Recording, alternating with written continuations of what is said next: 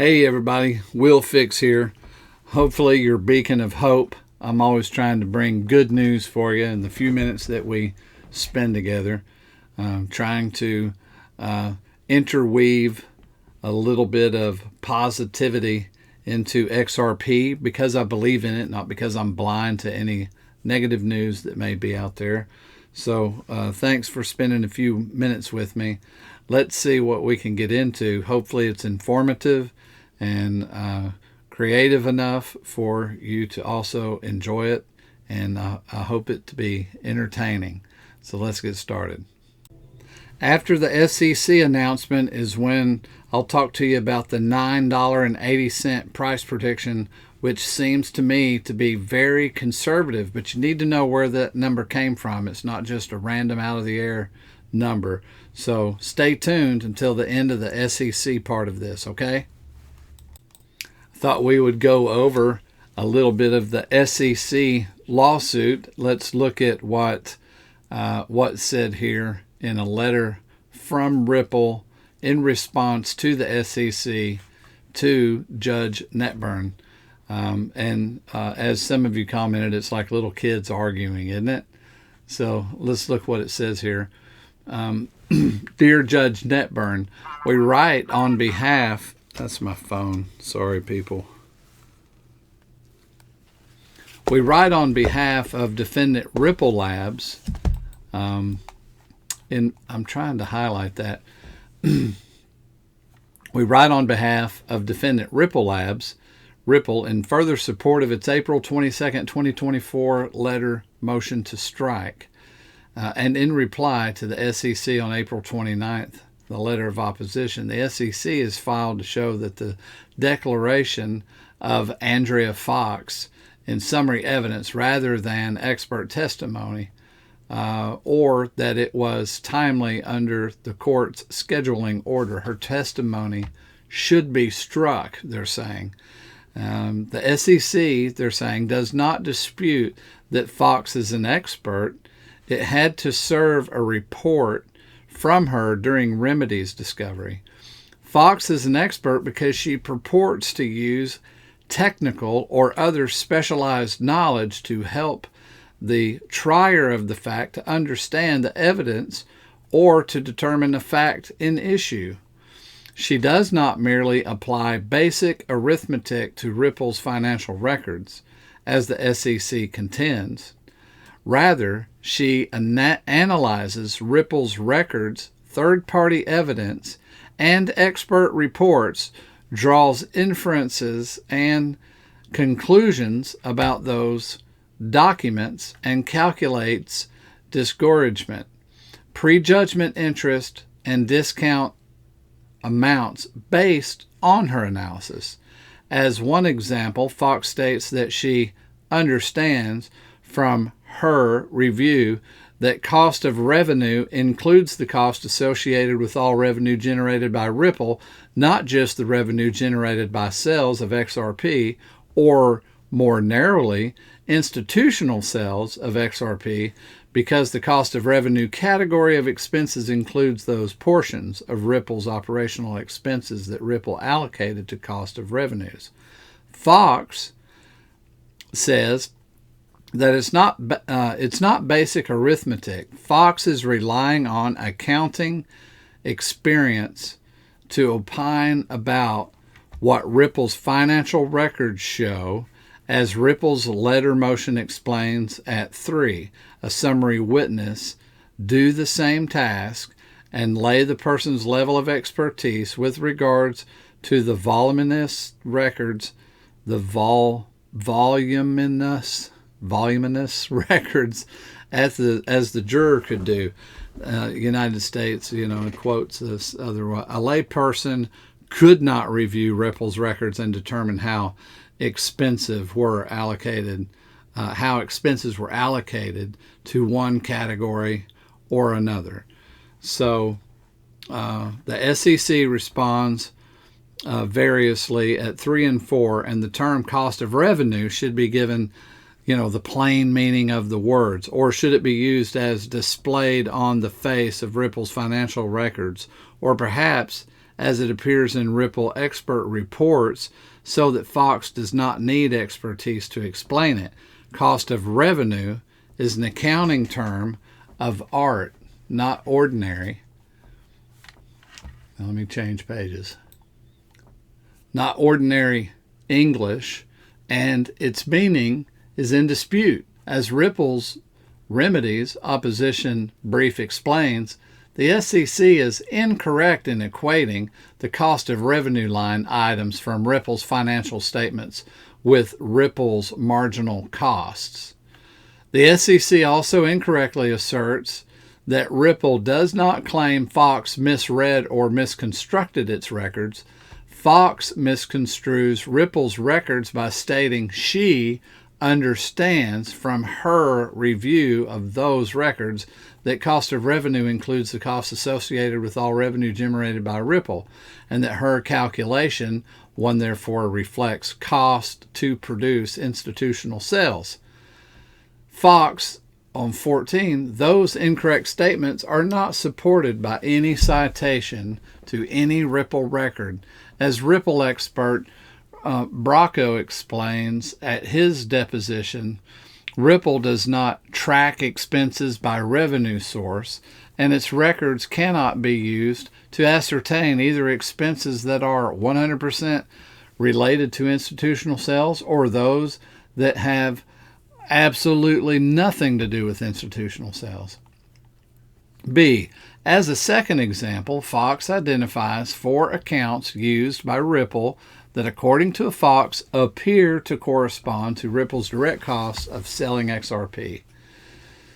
She acknowledges that these expenses categories total a lesser amount of Ripple's cost of revenues and infers that they do not include some amount of overhead expense, and states that she would need additional information to determine what expenses are included or excluded. The SEC's remedies memorandum cites Fox's calculation as a net profits calculation generated by the accounting using certain accounting entries that appear to be direct cost of XRP sales.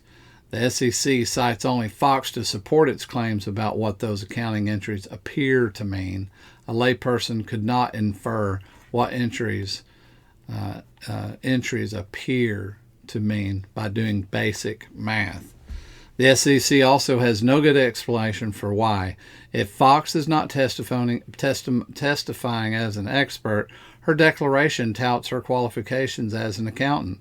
Instead, the agency asserts at 3 that while Fox did not utilize with her special knowledge in any way, her declaration includes her qualifications to give the court some comfort of her math is correct. It is not plausible that Fox gave details about her 14 years at PricewaterhouseCoopers, including forensic service advisory work, that her credentials as a certified public accountant and certified fraud examiner, merely to show that she could do basic arithmetic. So they're saying she provided all of this experience and all of this stuff here to tout her expertise. So how can they say she's not claiming to be an expert?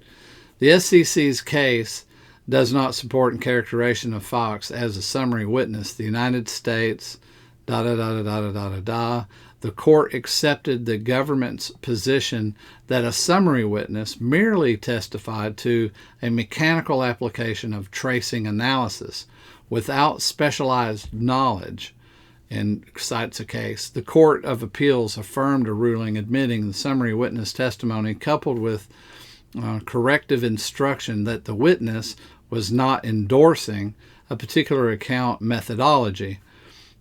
The court admitted a summary witness testimony that simply add up the numbers of round trips taken by certain investment funds. None of these witnesses have an accountant analyzing financial records to associate costs with the revenues and or explain the meaning of the entries.